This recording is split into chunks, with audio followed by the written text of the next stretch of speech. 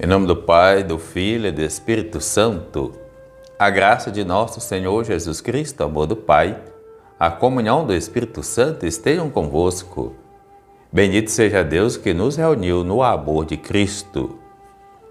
Evangelho de Marcos, capítulo 10, de 17 a 27. Naquele tempo, quando Jesus saiu a caminhar, veio alguém correndo, ajoelhou-se diante dele e perguntou: Bom mestre, que devo fazer para ganhar a vida eterna? Jesus disse: Por que me chamas de bom? Só Deus é bom e mais ninguém. Tu conheces os mandamentos: não matarás, não cometerás adultério, não roubarás, não levantarás falso testemunho, não prejudicarás ninguém, honra teu pai e tua mãe. Ele respondeu: Mestre, tudo isto tenho observado desde a minha juventude. Jesus olhou para ele com amor e disse: Só uma coisa te falta. Vai, vende tudo o que tens e dá aos pobres, e terás um tesouro no céu. Depois vem e segue-me. Mas quando ele ouviu isso, ficou abatido e foi embora cheio de tristeza, porque era muito rico.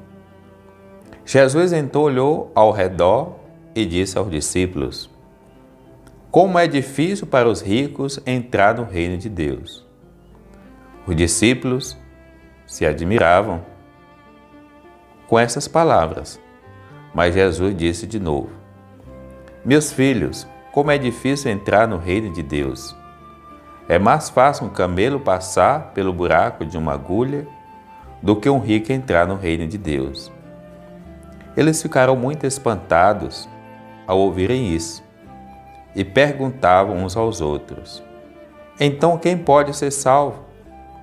Jesus olhou para eles e disse: Para os homens isso é impossível, mas para Deus nada é impossível. Palavra da salvação. Glória a vós, Senhor. O Evangelho de hoje nos lembra que é preciso escolher entre o Deus da vida e o ídolo da morte chamado dinheiro. Não há meio termo, não há possibilidade de conciliação. Vocês não podem servir a Deus e ao dinheiro. A quem servimos? A Deus e aos irmãos, ou ao ídolo chamado dinheiro?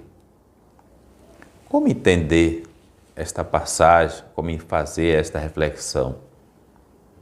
Porque nós vivemos numa sociedade que não dá para conviver sem o dinheiro.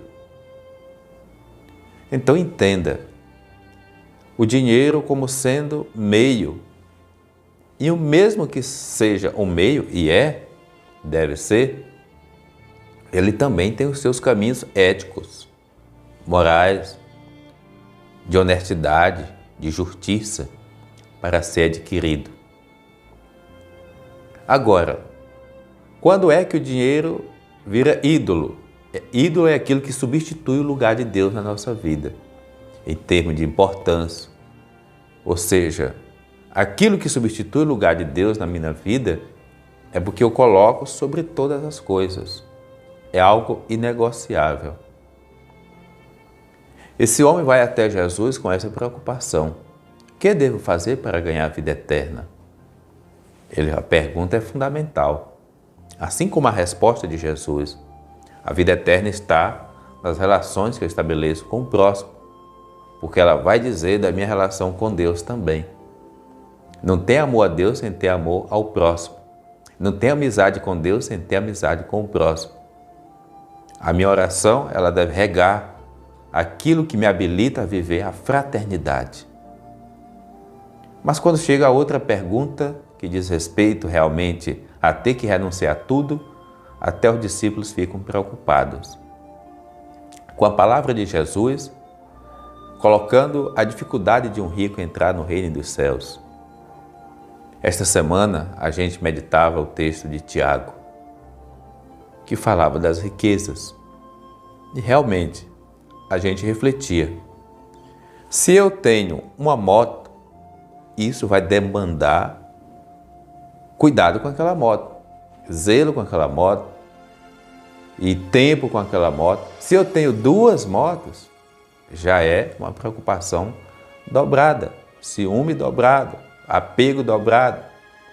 Mas se eu tenho uma moto, uma casa, um carro, um terreno, um apartamento, uma fazenda, 2 fazendas, 3 fazendas, casas alugadas, e eu tenho 1, 2, 3, 4, 5 empresas. Quer dizer, isso demanda o meu cuidado, a minha atenção. E quanto mais coisas eu tenho, imagine que há pessoas que têm muitas e muitas coisas, inclusive entre estados, países até. Claro que ela vai precisar dedicar sua vida àquilo. E chega um momento que o viver pode não ser mais vida. Tanto em termos de comportamento, porque já disse que eu sou escravo daquilo, então a minha mente ela não volta ao tamanho normal em termos de ganância e tudo mais. E aí eu vou tentando me igualar a outros que já são tidos como grandes, e então eu já vou usar de outros caminhos até.